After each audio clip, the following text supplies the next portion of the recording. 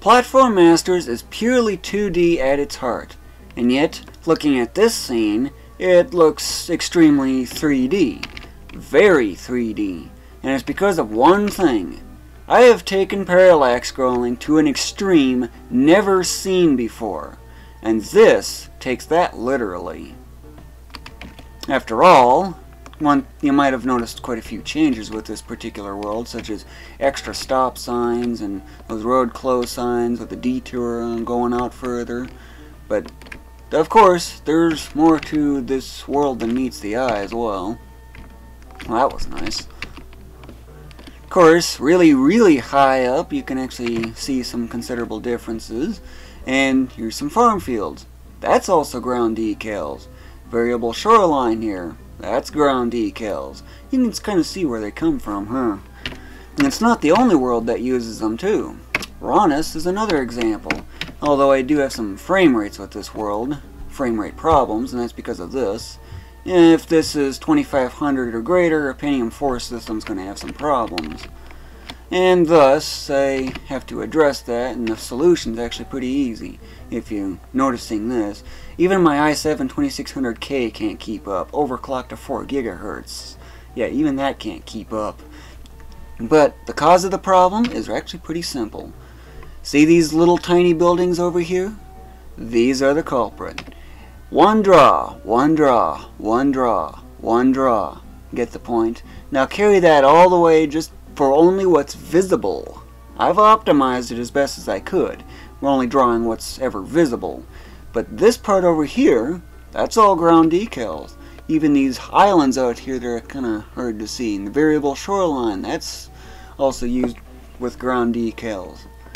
You can see how they're so useful. Ranisa Plains right now doesn't have anything, but yeah, I've redone the rain too, so it's actually a whole lot more realistic. Gotta love that automation. But this river here, Keverin River, is going to be getting that changes out here, so it's got a varied shoreline. Keverin Desert's going to get it, but this world is practically not even started. Lake Keverin does use them, but one thing I want you to note. Look at that. Now that is very pretty. I'll tell you, that is nice. When I saw that, I was truly amazed. You can actually see where high parts here, like here it's a little lower, here it's a little higher, or something like that. And of course, when you look down, it kind of squishes in a little more.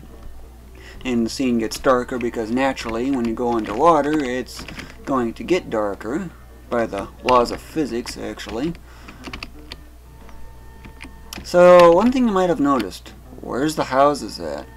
That is one of the things that I'm going to be addressing as well. Keverin Forest is going to be using them too for the river, except I can't do this one until I get trees, and I have no algorithm for doing that, unfortunately. Air Taxi is one of the few that doesn't use it. Barugan Reef? Oh great, now Centus Reef has gotten renamed yet again. Or it was Centus Reef, and previously before that Keverin Reef. And I just decided since the Keverin region and the Centus region are actually already big enough as it is, I figured I might as well make a new one. And Air Taxi and Barugan Reef are both the same region, that is. Carnivalesta uses ground decals, though. And one of them, see this hotel right here? That's one. And one thing I also want you to note is these stars. That looks a lot different. Way different. So what's going on with those? That was interesting.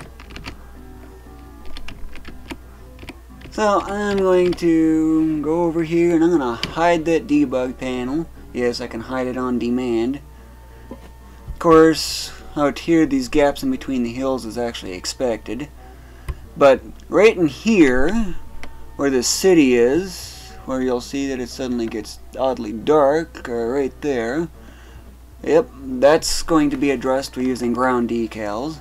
But here, you can easily see this very familiar constellation, Ursa Major. Also, the Big Dipper. Note, these two stars point to Polaris, the North Star, which is also part of the Little Dipper. Pretty neat, huh?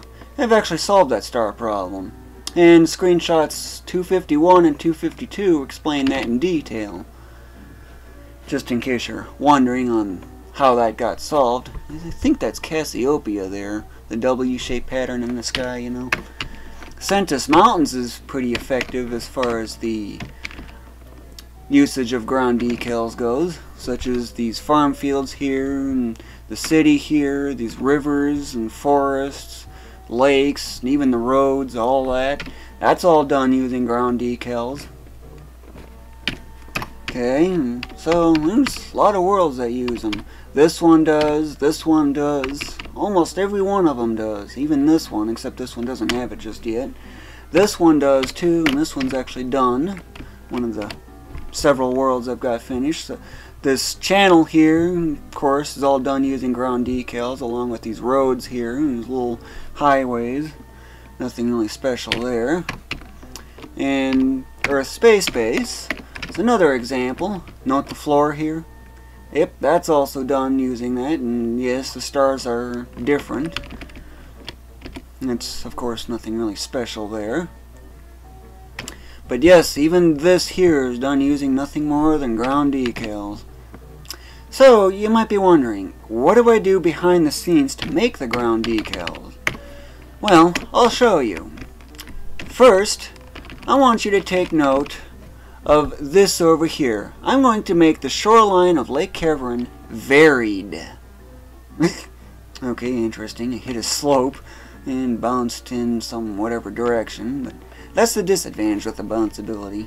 But that aside, I want to get the shoreline varied here. Like, for example, right here might be the edge of the water, or the shoreline here, just as an example. There might be an island over here, another one here, just to give you an idea. So, how do I go about making ground decals?